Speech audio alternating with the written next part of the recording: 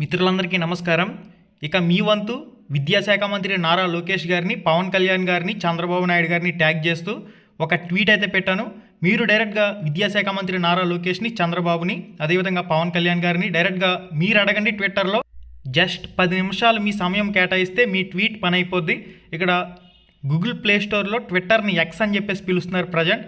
ఈ ఎక్స్ అనే యాప్ మీకు లేకపోతే ఇన్స్టాల్ చేసుకోండి. అకౌంట్ సింపుల్గా మీరు ఈజీగా క్రియేట్ చేసుకోవచ్చు. ఏ విధంగా అకౌంట్ క్రియేట్ చేసుకోవాలనేది మీకు తెలియకపోతే యూట్యూబ్లో ఉంది, ట్విట్టర్ ఎక్స్ అకౌంట్ క్రియేట్ అని చెప్పేసి కొట్టండి. యూట్యూబ్లో చాలా వీడియోస్ ఉన్నాయి. ఆ వీడియోస్ చూసి మీరు సింపుల్గా అకౌంట్ అయితే క్రియేట్ చేసుకోవచ్చు. విద్యాశాఖ మంత్రి నారా లోకేష్ అంతమాటు ట్విట్టర్ అనేది యూజ్ చేస్తూనే ఉంటారు. పవన్ కళ్యాణ్ కూడా ట్విట్టర్ అకౌంట్ యూజ్ చేస్తూనే ఉంటారు.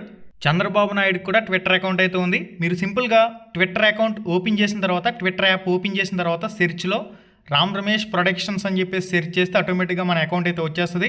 లేదంటే డైరెక్ట్ లింక్ డిస్క్రిప్షన్లో ఇస్తాను. ఈ వీడియో టైటిల్ మీద టచ్ చేయగానే కిందకు ఒక పేజ్ అలా ఓపెన్ అవుతుంది. అక్కడి నుంచి కూడా మీరు డైరెక్ట్గా ఈ ట్వీట్ లింక్ అయితే ఇచ్చున్నాను.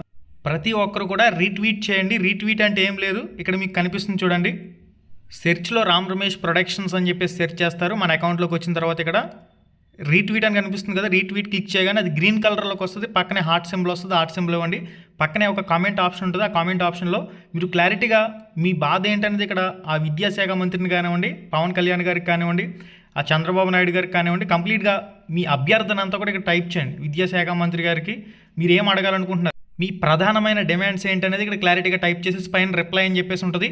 రిప్లై అని చెప్పేసి క్లిక్ చేయగానే ఆటోమేటిక్గా మీ కామెంట్ కూడా ఇక్కడ యాడ్ అయిపోతుంది. ఒకే జిల్లా ఒకే పేపర్లో తెలంగాణ మాదిరిగా పరీక్ష పెట్టాలి. ఈ డిమాండ్ ప్రధానంగా అభ్యర్థుల నుంచి వస్తున్న డిమాండ్. దాంతోపాటుగా ప్రధానమైన డిమాండ్స్ ఏవైతే ఉన్నాయో ఆ ప్రధానమైన డిమాండ్స్ అన్నింటినీ కూడా ఒక వీడియో కింద రూపొందించడం జరిగింది. ఆ వీడియోని కూడా ఈ ట్విట్టర్లో ట్యాగ్ చేయడం జరిగింది. కాబట్టి ప్రతి ఒక్కరు కూడా రీట్వీట్ చేయండి. ఎవరో చేస్తారనుకుంటే ఎవరు కూడా చేయరు. మీ వంతు బాధ్యతగా మీకు ఒకే జిల్లా ఒకే పేపర్ కావాలన్నా లేదా మీ డిమాండ్స్ నెరవేరాలన్నా మీరు వచ్చి ఇక్కడ రీట్వీట్ చేసుకోండి. మీరే కామెంట్లో క్లారిటీగా విద్యాశాఖ మంత్రిని అడగండి. మీరు ఏం అడగాలనుకుంటున్నారు క్లారిటీగా.